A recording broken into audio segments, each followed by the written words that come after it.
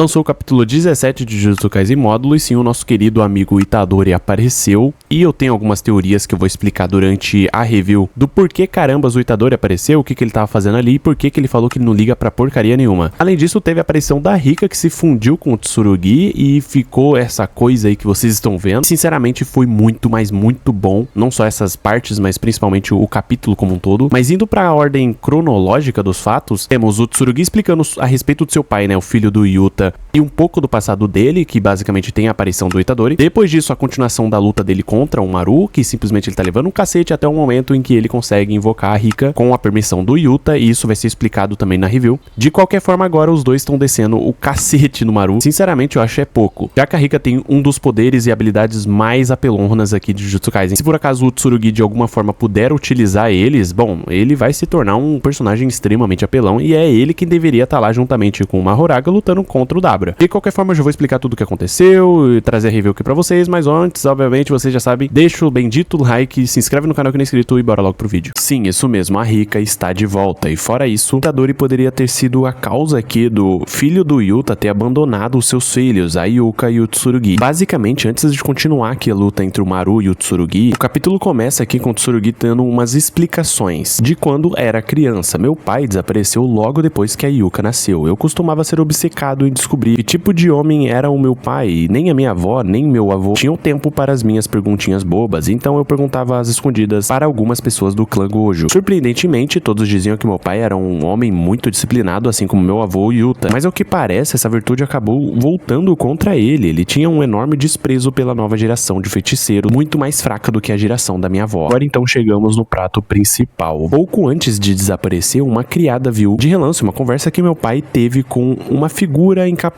com uma cicatriz no rosto. Mesmo sem saber sobre o que estavam conversando, aquele homem disse o seguinte ao meu pai: eu não tenho nada a ver com isso. Foi exatamente o que o Itadori falou pra ele. Enfim, desde então ele se pergunta porque o carambas o pai dele foi embora. De primeira eu tinha pensado que, sei lá, o Itadori veio cobrar, né, o filho do Yuta por ter abandonado seus filhos porque ele tava meio doido, querendo evoluir, sei lá, se tornar um dos mais poderosos, sendo que ele já era, né, na verdade. Agora, prestando um pouquinho mais de atenção em alguns detalhes, levar a suspeita de que o Itadori veio conversar com o filho do Yuta, né, o pai do Tsurugi, para os dois irem juntos resolver alguma coisa, e talvez ele deve ter citado a família dele, que ele não poderia deixar pra trás, etc. Então ele respondeu: eu não tenho nada a ver com isso. Mas a resposta mais plausível é que simplesmente o filho do Yuta pediu pra o Itadori cuidar e treinar o Tsurugi e a Yuka. Por isso então que ele simplesmente fala que não tem nada a ver com isso. O cara já ia embora mesmo, né, comprar cigarro e pediu pra alguém ficar cuidando no lugar, né. Não, daí não compensa. Não parece que explica um pouco, né, do desaparecimento, mas pelo menos aqui do porquê que o Itadori falou essa frase. Enfim, né, o Tsurugi ele continua explicando: porque o nosso pai foi embora logo depois que a Yuka nasceu, mas não depois de mim. Imagino que tenha relação às técnicas que herdamos ao nascer. Não sei exatamente o que passou pela cabeça dele, mas deve ter achado que cumpriu sua missão quando a Yuka nasceu. Se eu tivesse nascido com uma técnica, a Yuka sequer teria vindo a esse mundo, e se ela tivesse nascido sem técnica como eu, ele teria ficado? Eu achei que seria melhor se a Yuka não soubesse disso, mas ela é muito inteligente, né, ela provavelmente já sabe. Mas enfim, finalmente voltamos aqui pra batalha entre os dois, né, o Tsurugi e o Marulu, e basicamente o Tsurugi se agarra aqui pra não cair na vertical, até porque as coisas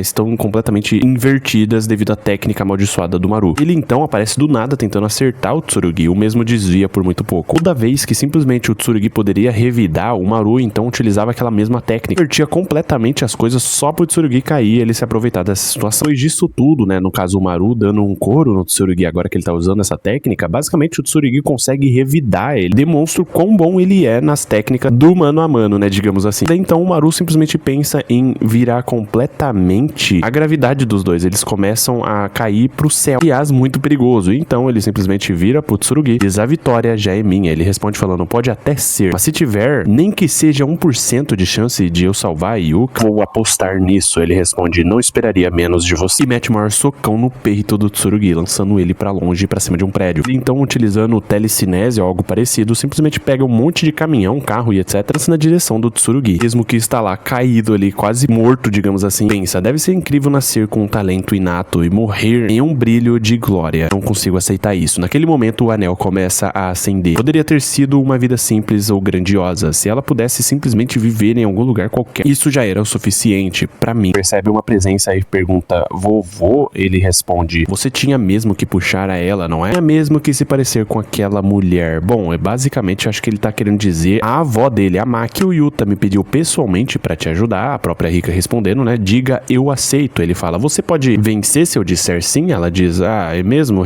Eu preciso mesmo responder isso aqui? Responde, eu aceito, e volta com poder absurdo. O Maru se pergunta, um espírito amaldiçoado? Mas isso não é do Tsurugi. Que diabos é isso na minha frente? Simplesmente a Rika dominando o corpo do Tsurugi, os dois se fundindo, onde a mesma se pergunta, eu que deveria estar fazendo essa pergunta? No piscar de olhos já tava dando um socão na cara do Maru, que simplesmente saiu voando. Continua conversando, eu fico grato por você ter me salvado e tudo mais, mas dá pra ficar quieta? Ela responde, pirralho arrogante, eu vou reclamar de você pro Yuta, hein? Ele espera, você sequer pode ir pro céu conversar com ele? Você tá começando a me tirar do sério. Então quer dizer que os dois podem conversar e ficam parecendo assim, né, um personagem esquizofrênico. A rainha das maldições equipada. Acho que eles quiseram dizer, veio à tona, né? Mas enfim, fim do capítulo 17 de Jujutsu Kaisen. Isso sim, isso aqui é uma maravilha de ter acontecido. A visão, GG Akutami tá acertando demais neste mangá, ainda mais nos hypes que ele tá causando aqui na comunidade, né? Tanto do Itadori aparecer, então a Rika e basicamente o Tsurugi tá herdando talvez os poderes do Yuta, mas de maneiras diferentes. Por exemplo, né? A Rika apareceu, né, pra ele, já que ele convocou com a permissão do Yuta, é óbvio, mas de uma maneira diferente. No caso aqui, ela tá meio que dominando o corpo dele, né? Comenta aí embaixo o que vocês acham de tudo isso, deixa o like e me segue pra mais.